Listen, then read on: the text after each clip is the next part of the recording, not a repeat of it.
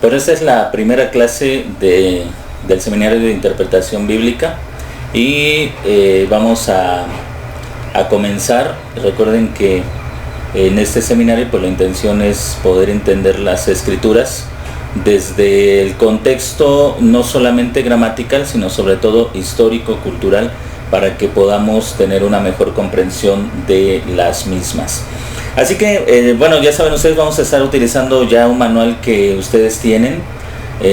Para los que están en línea, pues en el formato de PDF pueden imprimirlo para que vayan, tal vez sea un poco más sencillo seguirlo con el manual impreso.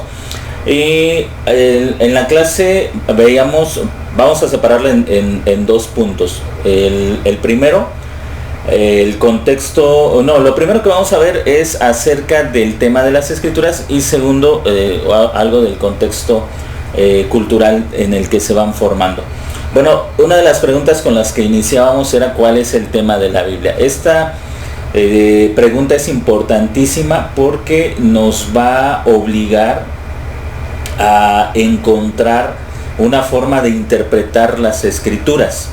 Al responder o al proponernos esta pregunta, ¿cuál es el tema de las Escrituras?, tenemos que pensar en ella como una unidad. Recuerden que la Biblia está compuesta por diferentes libros, por 69 libros. La Biblia protestante, tenemos 69 libros. Y en esto, por eso el término Biblia, que significa libros, debemos entender que se desarrolla una historia en particular. También tomen en cuenta que la Escritura es un libro que está dirigido específicamente a un pueblo, al pueblo al que se le da esta revelación. Esto también es importante porque la Biblia no es un libro universal. ¿A qué me refiero? Aunque la Biblia en la actualidad puede ser leída en todos los países del mundo y desde luego eso es importantísimo, deben entender que no está dirigida a los chinos, a los mexicanos, a los norteamericanos, a los colombianos. No está dirigida a ninguna de estas naciones, aunque todos los que vienen a la fe en Jesús de cualquier nacionalidad pueden encontrar pues provecho en ella al leerla.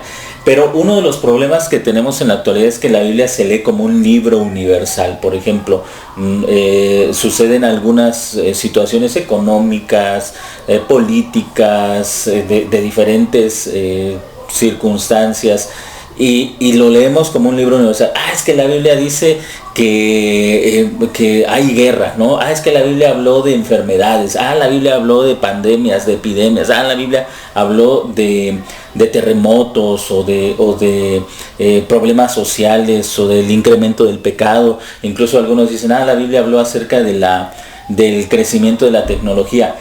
Pero eso es precisamente porque piensan que la Biblia es un libro universal. Nosotros partimos del hecho, de la verdad, de que la Biblia es un libro de pacto, de comunidad. No tiene una universalidad, sino que está dirigido a una comunidad en particular.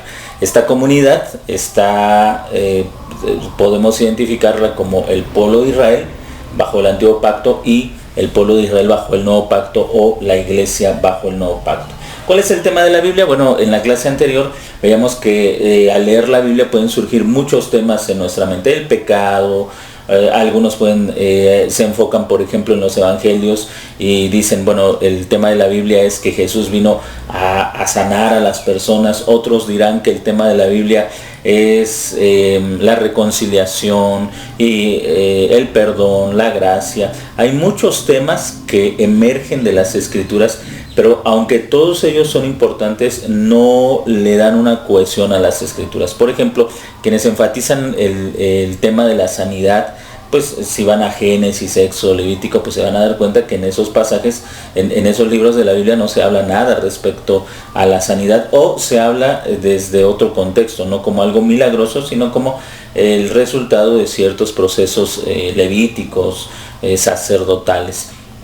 Entonces no le da cohesión, ¿no? Algunos otros dirán, se enfocan mucho, no sé, en la acción del Espíritu y te hablan de las lenguas, de las experiencias, pero te vas al Antiguo Testamento y te das cuenta que eso no está ahí. Entonces estos temas fracasan porque no le dan una cohesión, no ven a la Biblia como un todo, y si ustedes observan con atención se van a dar cuenta que las escrituras se fragmentan. Hay muchas iglesias que tienen un grupo de libros que predican porque el resto de las escrituras no entra dentro de aquello que consideran el tema principal.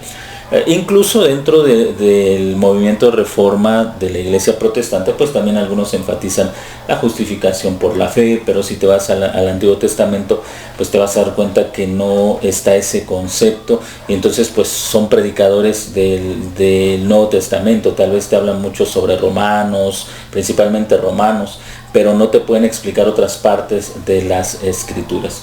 Escribía un autor, precisamente un autor protestante, que el tema principal de las escrituras es el reino de Dios, y con esto están de acuerdo varios otros autores. El reino de Dios le va dando cohesión a las escrituras porque desde las investigaciones que se han ido dando respecto a la cultura, al contexto de Israel, pues se ha ido comprendiendo mejor la cultura, y muchas otras culturas, la hitita, la babilónica, tienen registros o mitos similares a los que encontramos en el libro de Génesis, respecto a que los 7 días de la creación hablan de 7 días en los que los dioses construyen su templo, en el cual van a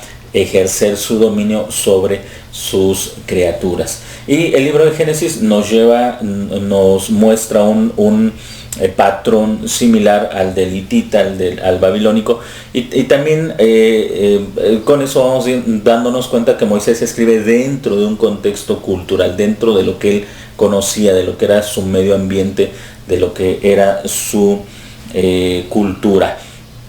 Así que el tema del reino de Dios es un tema que se ajusta muy bien a nuestro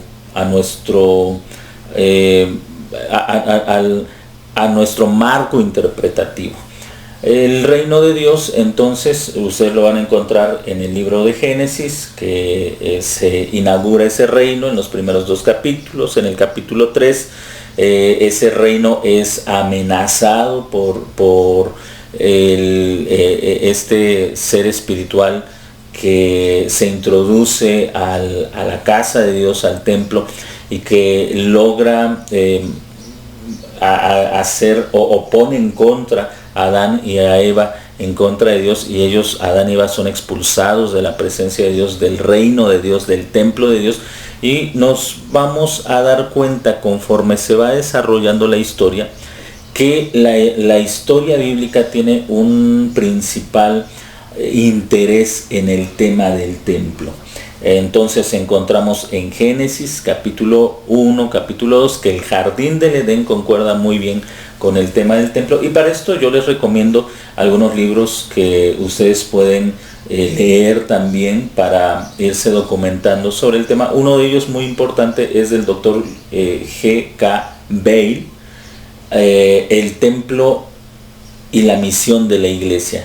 Es un libro interesante que les va a ayudar a entender entre muchos otros, pero este es un libro en español, está en inglés, pero lo pueden encontrar también en español, El templo y la misión de la iglesia.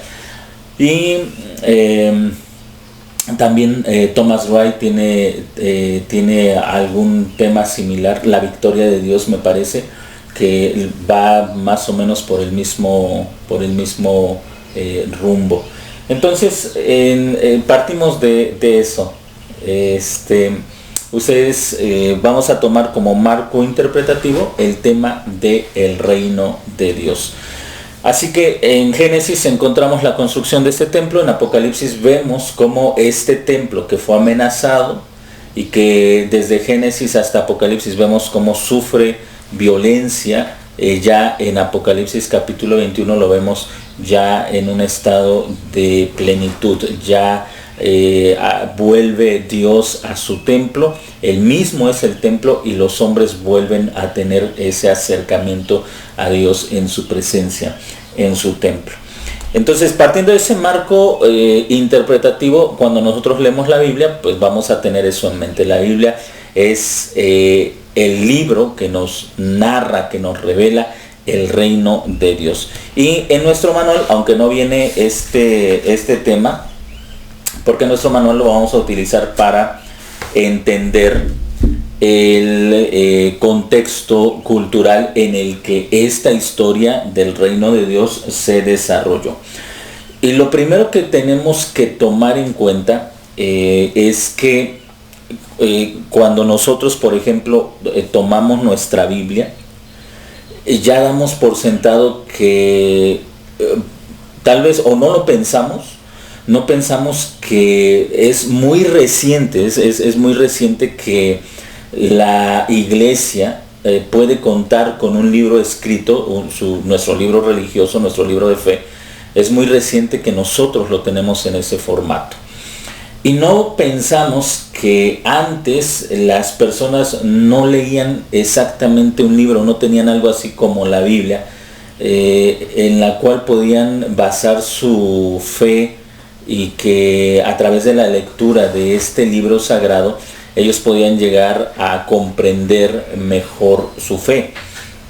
Nosotros entonces ya damos por hecho, y sobre todo en muchas ocasiones pensamos que la Biblia fue escrita en nuestro idioma, ¿no? Tal vez no lo pensamos así conscientemente, pero la leemos, nos hemos acostumbrado, por ejemplo, a una versión, a Reina Valera 60, y pensamos que la Biblia siempre ha sonado así, como suena en nuestro idioma, como la leemos, como la escuchamos. Y de alguna manera también hemos llegado a interpretarla desde nuestro contexto, desde nuestra lengua, desde nuestra cultura. Entonces, eso también ha sido tal vez algo que impide que comprendamos con claridad la escritura, porque ya damos por sentado que la Biblia se ve así y se escucha así. Entonces, cuando leemos algunas palabras o esas palabras que forman parte de nuestro idioma, de nuestro español, y que ya tienen un significado natural, cuando leemos, no sé, el término fin del mundo, o amor, ya tienen un significado dentro de nuestra cultura, dentro de nuestro pensamiento. Ya no nos esforzamos por entender esa terminología en la cultura en la que se originó, la damos ya por sentado. Y también debemos tomar en cuenta que las personas hasta los días del Señor Jesucristo, las personas anteriormente no leían para aprender, era un auditorio que dependía de lo oral, de escuchar, y no tanto de la lectura. No, desde luego que había cartas que se leían, documentos que se escribían, pero el pueblo en general no tenía acceso a la lectura. La mayoría no sabía leer, pero no porque fueran personas ignorantes. Hoy, en nuestro contexto, una persona que no sabe leer la vemos como alguien con desventaja, una persona con poca educación o nada de educación, y generalmente se consideran personas con mucha desventaja, que no tienen una oportunidad de salir adelante en nuestro contexto, en nuestra cultura. En la cultura oriental no era así. La mayoría de las personas no tenían la oportunidad para aprender a leer, pero tampoco sentían la necesidad de aprender a leer, porque toda la información la obtenían escuchando. Y en nuestro manual pues nos vamos a dar cuenta que en la página 3, por ejemplo, comenzamos precisamente a hacer esa distinción entre la cultura auditiva y la cultura textual. Vamos a ver, por ejemplo, que de hecho tal vez hay un poco más de ventaja en la cultura oral que en la cultura textual, pero eso lo vamos a ir viendo poco a poco. Entonces, en la página 3, que es introductoria, la página 3 nos habla de esa cultura que era auditiva. Ustedes pueden leer con calma estos párrafos de página 3. En la página 4 vamos a hablar acerca de la función que tenían los libros, los escribas. Vamos a ver estas funciones que ellos tenían en esta cultura auditiva. Les repito, sí era una cultura que producía documentos, pero no con el propósito con el cual hoy se escriben los libros. Estos documentos tenían muchas veces una función que tenía que ver más con el gobierno. Se registraban ciertos acontecimientos, se guardaban ciertas listas que las personas de gobierno en algún momento podían requerir, pero en sí la población en general no tenía necesidad de conocer esos documentos. En la página 5, esto sí va a ser muy importante que le pongan atención. Vamos a ver que como estos documentos tenían una función legal, en muchas ocasiones había la necesidad de actualizar esta documentación. El escriba podía volver a redactar el documento y vamos a encontrar una pequeña lista de las razones por las que un escriba tenía que actualizar un documento. Por ejemplo, en el número 1 encontramos la actualización del lenguaje y de los nombres de los lugares.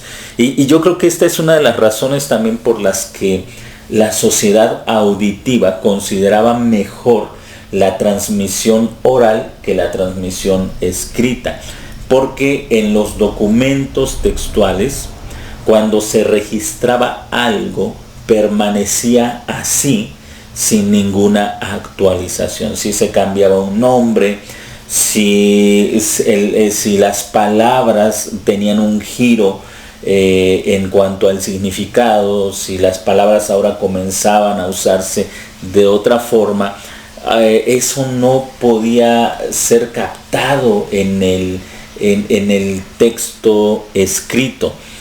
Sin embargo, en la comunicación oral sí, porque el orador se ve en la necesidad de actualizar el lenguaje cuando está comunicando una historia, cuando está haciendo una narración. Vamos a ver también que los documentos era muy común que se le añadieran lo que se conoce técnicamente como glosas explicativas, y vamos a ver ahí dos ejemplos en Génesis 12:6 y en Números 12:3. Pueden buscarlo en sus Biblias y ver estas glosas explicativas. También algunas otras secciones, por ejemplo, ustedes van a notar en Deuteronomio que a Deuteronomio se le considera un libro de autoría mosaica, es decir, que Moisés lo escribió, pero ya a partir del capítulo 31, 32, 34, vamos a darnos cuenta que se narra la muerte de Moisés. Así que muchos historiadores eruditos consideran que estos capítulos fueron añadidos posteriormente por alguno de los discípulos de Moisés, ya que obviamente Moisés no podría haber escrito acerca de su muerte. Entonces encontramos por lo menos 5 puntos, en los que nos vemos, los que estamos viendo acerca de necesidad de actualizar los documentos.